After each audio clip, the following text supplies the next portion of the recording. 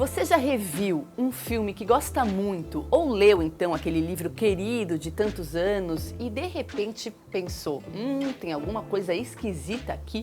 Muitas obras que ocupam um lugar afetivo na nossa memória, lidas ou assistidas hoje com o nosso olhar contemporâneo e questionador, apresentam aspectos bastante problemáticos que hoje em dia não seriam aceitos. Sabe aquela expressão, essa obra envelheceu mal?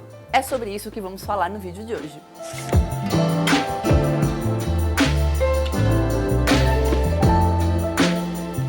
No cinema, esse incômodo acontece principalmente com as comédias, os filmes adolescentes e os filmes de romance, que costumavam justificar qualquer ação dos personagens em nome do amor. Como são produtos culturais, as obras são fruto do seu contexto, do seu tempo histórico e refletem as ideias e os valores de um determinado período. A sociedade estruturalmente machista, racista e homofóbica influencia a produção dos produtos culturais. Não se trata simplesmente de acusar um autor, um filme, uma obra de machismo, racismo, homofobia, mas sim entender que vários debates que hoje são importantes e circulam na sociedade, no passado não existiam. Um exemplo para deixar tudo isso mais claro é o filme Gatinhas e Gatões, um clássico adolescente da década de 80. No filme, Jake é um mocinho e ao perder uma aposta, ele orquestra todo um cenário para que o nerd da escola, Ted,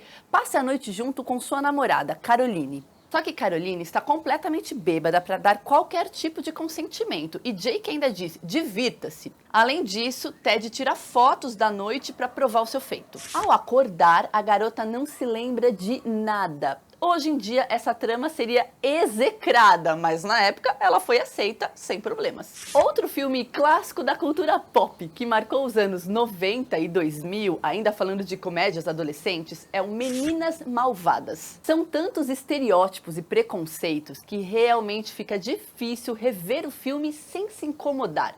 Homofobia, sexismo e gordofobia aparecem logo de cara, sem a gente precisar analisar muito. Esse filme tem diálogos que os roteiristas hoje em dia jamais cogitariam colocar no papel.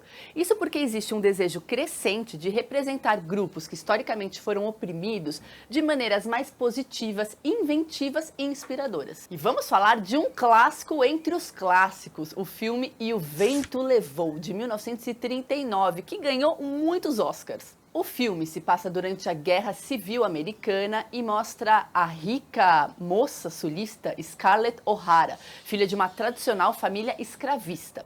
O problema desse filme é que ele mostra os soldados que lutaram pela manutenção da escravidão como heróis. Além disso, esse filme representa os escravizados como pessoas felizes e leais aos seus opressores, ignorando completamente as condições brutais em que eles viviam. E aqui vale um recado bem importante. Esse vídeo não tem o objetivo de dizer para vocês não assistam esses filmes, muito pelo contrário. A ideia é a gente entrar em contato com os produtos culturais do passado com um olhar crítico, entendendo as mudanças que ocorreram na sociedade.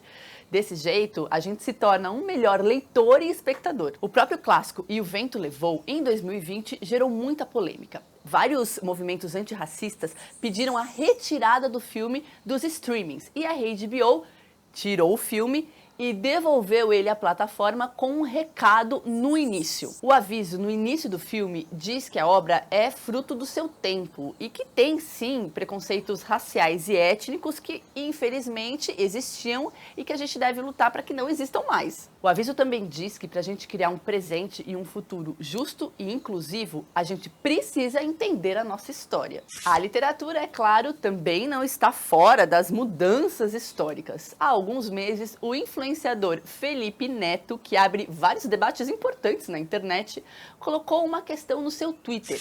Ele estava lendo Moby Dick e se deparou com algumas passagens racistas. E ele perguntava, o que fazer nesse caso? Publicado em 1851, ou seja, antes da abolição da escravidão nos Estados Unidos, Moby Dick carrega as visões da sua época.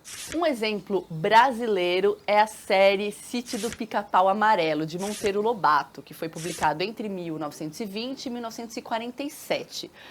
As histórias de Monteiro Lobato representam tia Anastácia, uma mulher negra, de forma bastante pejorativa. E nesse caso, tem o agravante de ser uma obra para o público infantil, que ainda está com as ideias em formação. No calor dos debates da internet, com os ânimos exaltados, tem gente que diz que a solução é deixar esses clássicos de lado, boicotá-los.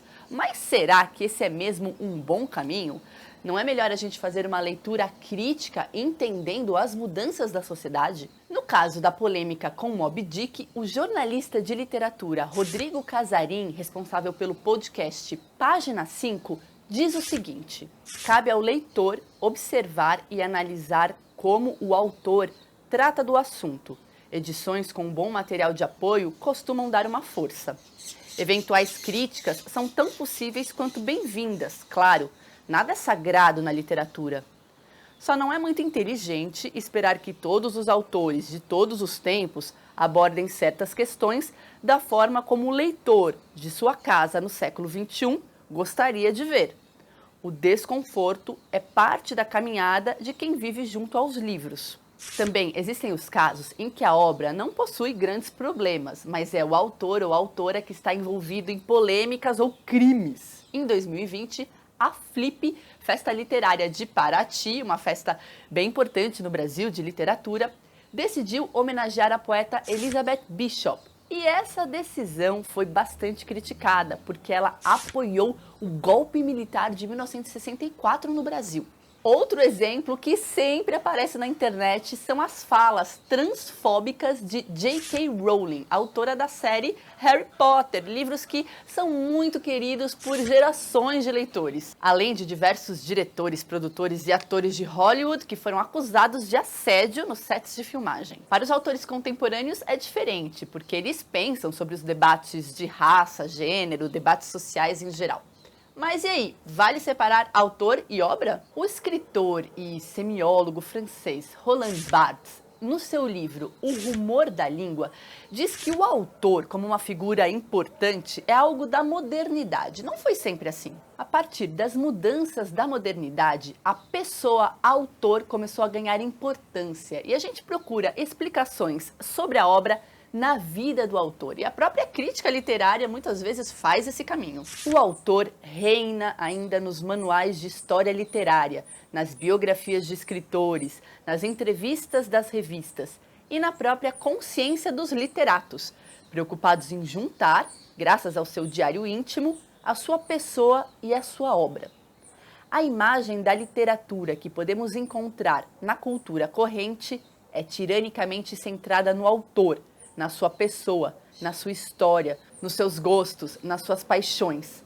A crítica consiste ainda, a maior parte das vezes, em dizer que a obra de Baudelaire é o fracasso do homem Baudelaire, que a de Van Gogh é a sua loucura, a de Tchaikovsky o seu vício.